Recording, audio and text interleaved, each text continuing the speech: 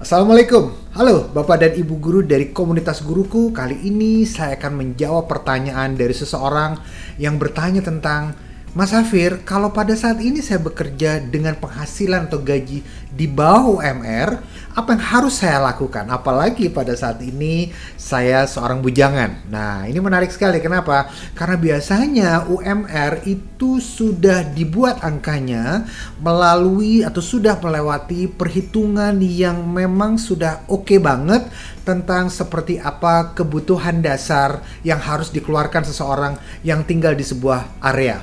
Jadi kalau misalnya pada saat ini penghasilan Anda itu berada di bawah UMR, maka besar kemungkinan Anda seringkali mengalami kesulitan untuk membayar pengeluaran-pengeluaran dasar yang harus Anda bayarkan di area tersebut. Jadi apa yang harus Anda lakukan apalagi pada saat ini Anda adalah seorang bujangan. Jadi yang pertama menurut saya adalah jangan pernah hanya mengandalkan diri untuk dapat penghasilan dari satu sumber penghasilan, tapi selalu miliki sumber penghasilan lain, apapun itu. Nah, kalau saya bicara sumber penghasilan lain, itu tidak melulu harus berhubungan dengan Anda buka bisnis, Anda buka toko lah, enggak seperti itu ya. Tapi bisa juga Anda menjadi seorang pekerja lepas, Anda menjadi seorang freelancer misalnya. Nah, kalau Anda menjadi seorang freelancer, maka biasanya modal yang Anda keluarkan itu nggak besar-besar amat atau cenderung kecil, sehingga Anda bisa punya kemungkinan untuk dapat penghasilan tambahan dari situ. Nah, jangan lupa bahwa sekarang ini zaman digital. Saya ingat sekali 10 tahun lalu misalnya, kalau Anda kepingin punya penghasilan tambahan dengan bekerja sebagai seorang freelancer misalnya, Anda mengajar bahasa Inggris, mungkin Anda menerjemahkan dan lain sebagainya, Anda harus ketemu muka dengan orangnya, Anda harus tatap one on one dengan klien Anda. Nah, sekarang di zaman digital seperti sekarang, ada banyak sekali platform-platform berupa website atau aplikasi yang ada di handphone yang memungkinkan Anda bisa menjual jasa pekerjaan freelance Anda melalui aplikasi tersebut atau melalui platform tersebut. Sehingga bisa jadi Anda tinggal di Indonesia tapi Anda punya klien di kota lain misalnya Anda tinggal di Jakarta, Anda punya klien di Makassar misalnya. Bahkan dengan platform tersebut seringkali kalau platform tersebut internasional, Anda bisa bekerja di Indonesia tapi Anda menjual jasa Anda di negara lain. Dan ini banyak yang melakukannya.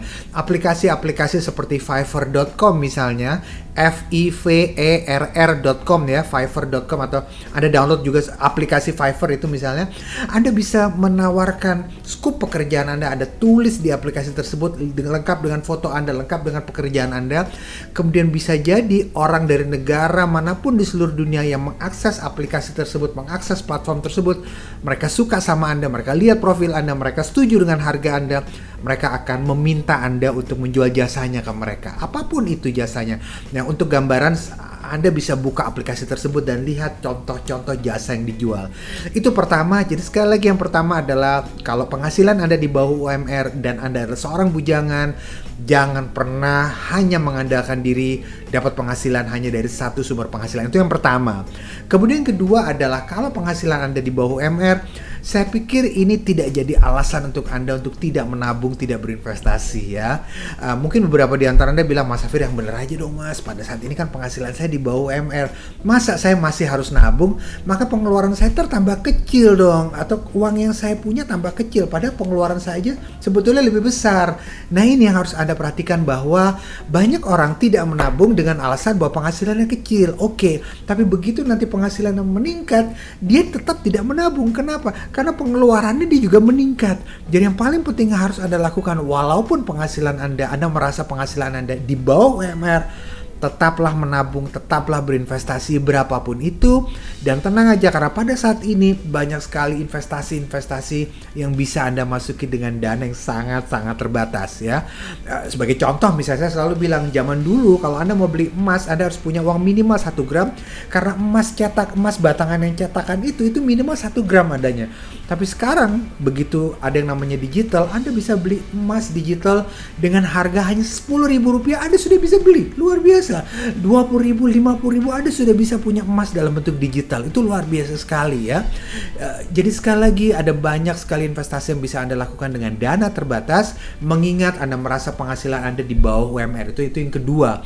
Kemudian yang ketiga juga saya pikir adalah Biasanya yang harus Anda lakukan itu adalah selain dapat penghasilan tambahan, selain berinvestasi, saya ingin mengajak Anda untuk coba mengendalikan pengeluaran Anda. Nah, sebagai seorang bujangan, saya tahu Anda mungkin belum punya tanggungan, Anda tidak punya seseorang yang Anda bayari. Tapi saya pikir itu bukan alasan untuk Anda harus jadi orang yang boros, membeli semua barang yang Anda inginkan. Ingat bahwa sebagai seorang bujangan, Anda tetap perlu ada masa depan yang harus Anda persiapkan. Menabung tetap perlu lah seperti itu. Tapi saya pikir juga yang paling penting adalah Anda bisa mengendalikan pengeluaran Anda, ya. Fokuskan uang Anda untuk bayar hal-hal yang memang penting dan mendesak, ya. Penting dan mendesak. Saya selalu membagi pengeluaran itu menjadi 3. Ada wajib, butuh, sama ingin, ya. Jadi wajib itu Anda harus bayar. Anda nggak bayar ada konsekuensi berupa denda atau bunga. Butuh juga Anda harus bayar. Tapi kalau Anda nggak bayar tidak ada konsekuensi berupa denda atau bunga. Paling-paling ada fungsi yang berhenti. Sementara ingin adalah segala sesuatu yang Anda lihat di mana kalau Anda tidak bayar tidak akan ada konsekuensi berupa denda, bunga, atau fungsi yang berhenti. Paling-paling ya sudah, nafsu Anda tidak terpenuhi. Nah, sebagai seorang bujangan, pastikan Anda memfokuskan uang Anda untuk bayar hal-hal yang memang penting dan mendesak. Selama dia penting tapi dia belum mendesak, maka saya pikir menunda pengeluaran Anda 2-3 bulan ke depan toh nggak ada masalah karena toh belum mendesak. Nah, itulah dia sekali lagi pesan buat Anda atau tips buat Anda buat yang penghasilannya di bawah UMR dan Anda masih bujangan. Sekali lagi yang pertama adalah Anda harus punya penghasilan tambahan, ya. Tidak harus buka usaha, Anda bisa jadi freelancer, itu yang pertama. Kemudian yang kedua adalah Anda tetap menabung, tetap berinvestasi, berapapun angkanya nggak ada masalah, yang penting ada, karena saat yang paling tepat untuk menabung dan berinvestasi sebetulnya adalah ketika Anda masih muda. Kebetulan kalau Anda masih bujangan masih lebih enak lagi. Kenapa? Karena mungkin belum banyak pengeluaran yang harus Anda bayar. Kemudian tips ketiga buat Anda adalah Anda harus tetap bisa mengendalikan pengeluaran Anda. Jangan sampai uang mengendalikan Anda, tapi Andalah yang mengendalikan pengeluaran Anda, Andalah yang mengendalikan uang Anda, dan Andalah yang mengendalikan harga-harga barang yang ingin Anda beli. Mudah-mudahan tips dari saya bermanfaat.